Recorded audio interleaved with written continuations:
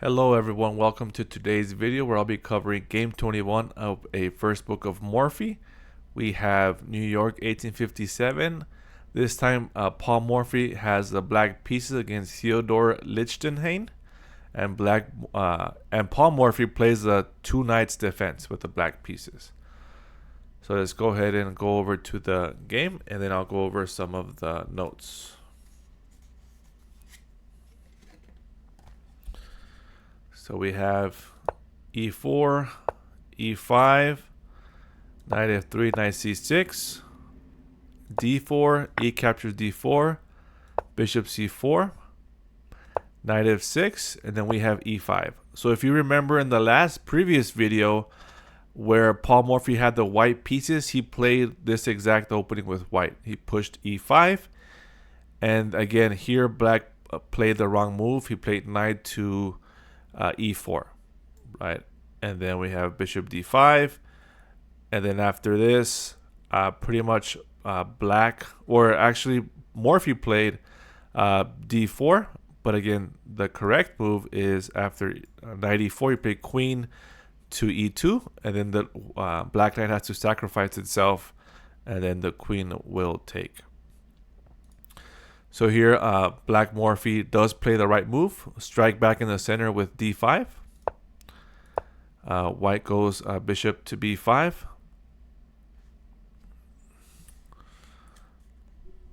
And then we have, here it notes that after move,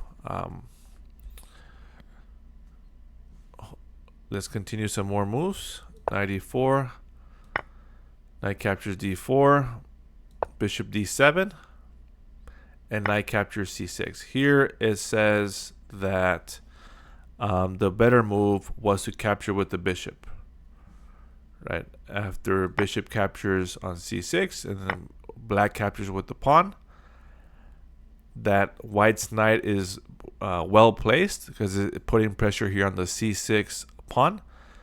So again, so that means that there is a hole here on c5, right? There are no pawns. This one's already pushed.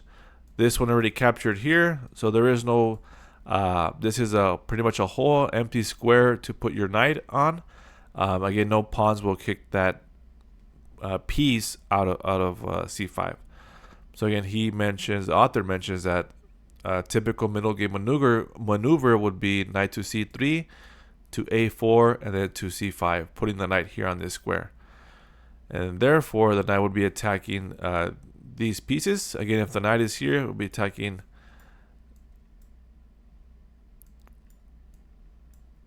these pieces, and then the knight would also be attacking these pieces.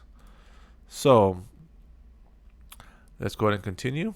In the game, white captured with the knight, black captures with the pawn, bishop d3, bishop c5. Here it says suddenly black is ahead in development and making threats.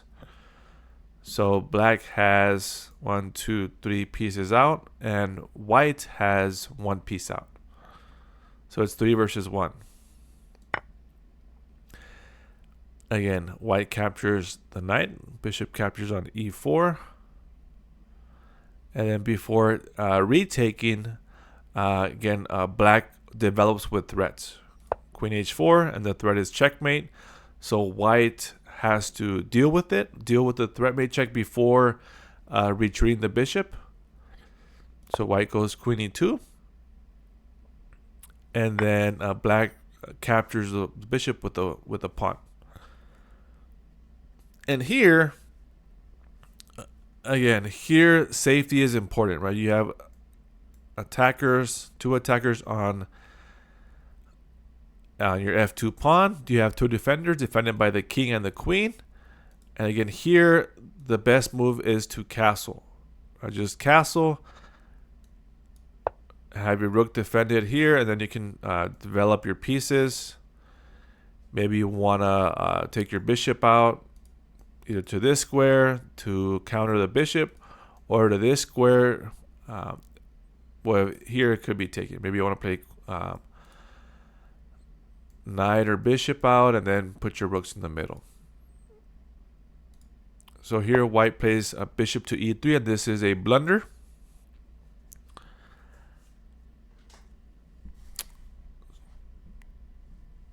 And again, here in the book, it says before this move, right, that white ought to castle either immediately.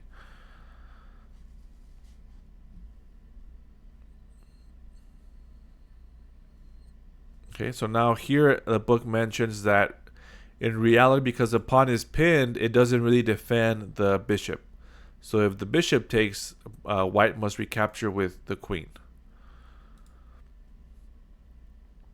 Next, we have bishop to g4, attacking the queen.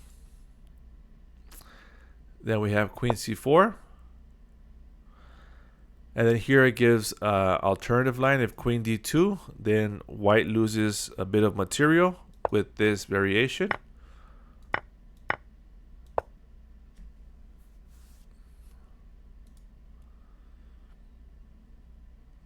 We have bishop takes on e3. We have g3 kicking the queen out. And then here is another variation, right?